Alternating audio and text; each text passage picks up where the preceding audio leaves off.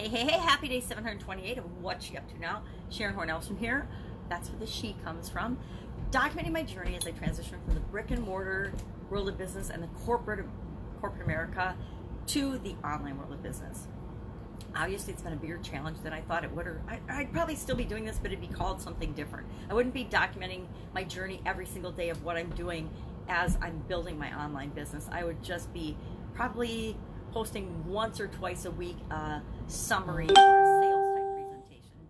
But I wanted to actually document what I'm doing, because I found that I, to my own surprise, and many other people have the same challenges and the same struggles as they go online as I do. We think that, and okay, maybe this was just me, but I thought I would just go online and it would be so much easier and so much faster to duplicate my success offline than it was to actually build brick and mortar offline businesses. And what I found is I fell into the traps that so many other people fall into, where we think we have to learn all these things before we can actually do anything. We feel like we have imposter syndrome, and that who are we to do something?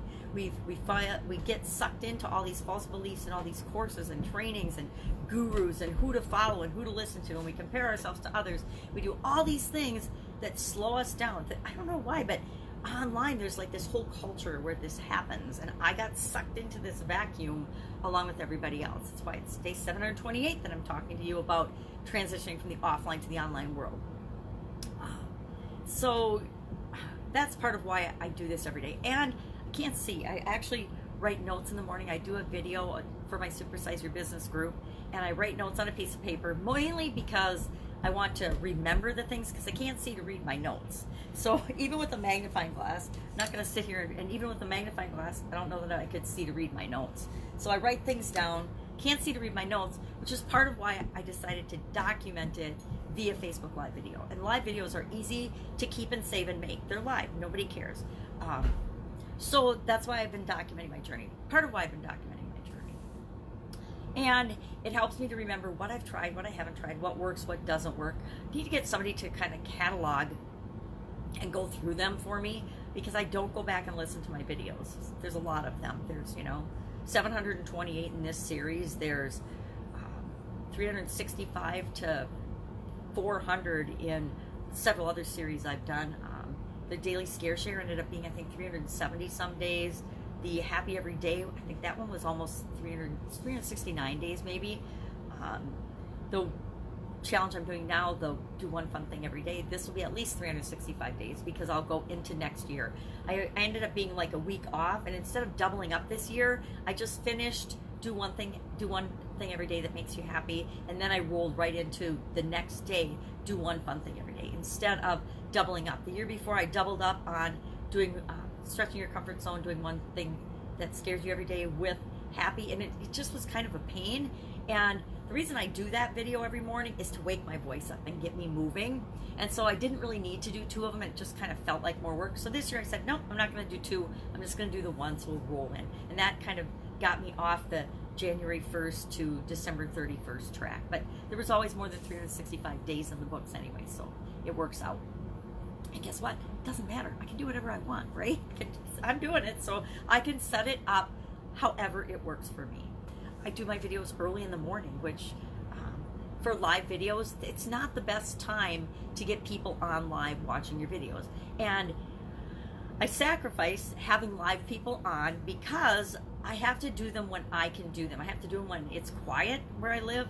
Most days of the week I watch my 4-year-old granddaughter. It's impossible to do my videos with a 4-year-old, because when she's at grandma's, she wants grandma's 100% undivided attention. So I've tried to do a couple of videos with her, and she's an amazing little girl, but she wants attention. So she doesn't want to let me have even 2 minutes or 5 minutes or 10 minutes to create a video, a live video. So lots of times there'll be dogs barking. There used to be dogs and cats and kids and granddaughter all in my live videos, but since I've moved, I'm in a lot quieter location. But I do them early, and I sacrifice having people on live by doing them early. And I'm okay with that. I have to be okay with that, because we have to do what we can do with what we've got right now, or we would never get anything done, right? If I waited for a perfect background, if I waited for perfect lighting, half the time my lights are going on and off when I'm talking. If I waited for having somebody do my hair and makeup, which God knows, the worse my vision gets, the more I need somebody to be doing my face and makeup. I look today and I'm like, oh my gosh, I look like I got run over by a train. And that's okay. Some days we have those. Some days I'm tired, right? Aren't we tired some days? And so it'd be awesome if we had all those things, if I had all those things. But, 4 o'clock in the morning, nobody's coming over to my house to do my hair and makeup. Nobody wants to be up that early. And I'm okay with that. I don't expect anyone to be at my beck and call at 4 o'clock in the morning. It's unnecessary and inconvenient. Why do I want to be unnecessary and inconvenient for anybody? I really don't. I can just show up looking funky, and that's okay. So today we talked about having eyes in the back of your head. And I actually love this expression because my kids used to accuse me of that because I always knew when they were up to something, right? I have amazing children, but they're very active and very mischievous. I mean, I'll never forget the time they were like, my son was 5, my daughter was like 2, and I couldn't find them. We were in our little house in River Falls, and I was absolutely panicking because I could not find the kids. It was a small house, and like there were only so many places they could hide. Turns out we had a long driveway. They were out at the end of the driveway shooting off fireworks under the cul-de-sac because we had like a hill in the culvert that came into our driveway, and then there was a what is that? The thing that goes through the culvert? Yeah, I think it's a culvert. Isn't it that round tube that goes through the driveway for water to run off in the ditch? And they were laying on their little tummies on the one side, and they were shooting fireworks off through the culvert and just laughing and laughing and laughing. And it wasn't until I saw the sparks that I found them, but I actually found them. But they used to accuse me of having eyes in the back of my head because I could hear them or sense when they were up to something. And all of a sudden I knew they were up to something, and I was frustrated because I couldn't find them. So, and to be honest, to give the impression of having eyes in the back of your head, all you have to do is actually tune into how you're feeling about things. Pay attention. Use, the 5 or 6 senses that we're all given and that we all have as human beings. We have more than just our eyes to see things. There's a lot of people in the world that if they don't personally experience it, if they don't see it or feel it or hear it or touch it themselves, then it isn't real. It doesn't exist, which is really kind of ludicrous because even though most people have not touched with their hands $1 million, they 100% believe that $1 million exists, right? So we talk ourselves into all kinds of things. So talked about that a lot today. Really interesting expression that's been around since 210 BC. So thousands of years, right? Something has been impacting us and those around us. It's bound to make a mark and leave a mark and be something that we all know and can positively experience from, right? It just means that we're aware of what's going on, what's happening around us. So I really had fun with that one today. I think it was a fun one. The fun thing today that we did, was about doing something remarkable. Just something different. Even different can be remarkable, right? Maybe you do something as simple as try a new food, experience anything, watch a program about something you don't know anything about, and learn something new. Learning something new is remarkable. You get to define remarkable any way you want. And I said today, hey, you don't actually have to do something remarkable, but think of something remarkable that you would like to do. I would like to, and the kids invited me, but I was traveling. Thankfully, I was traveling to go skydiving. And I used to say that when I got divorced, I would skydive because a friend or a guy actually that I knew from my teenage years works for a skydiving place. And I said, I would look him up and I would go skydive. I would jump out of a plane. And I haven't done it yet. So I wrote that I would go skydiving. Now, I don't have to. I'm obviously not going to do it today. I'm not going skydiving. It's number one, it's cold and winter out. I'm not jumping out of a plane in the cold winter. But I wrote that down. I'll go skydiving, or at least I'll look into going skydiving, because that for me would be extremely remarkable.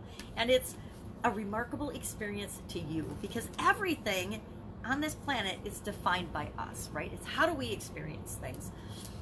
I spent a lot of years following my sudden cardiac arrest, looking for my purpose and thinking about my purpose. And I was really a little frustrated about it. I was like, how come everybody else, not everybody else, but a lot of people, the successful people I was watching and following, it seems like they're so driven. They've got their purpose. They know exactly what they're doing. They're honing in on their target. And I will admit, it's day 728 because I personally have not committed to and honed in and decided, this is my purpose, this is what I'm here for, this is how I'm going to share the message that I have to share with the world.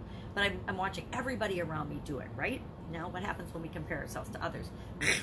We crash and burn, because it doesn't do any good to compare yourself to others. The only person you could ever be is a better and continually improving version of yourself, right?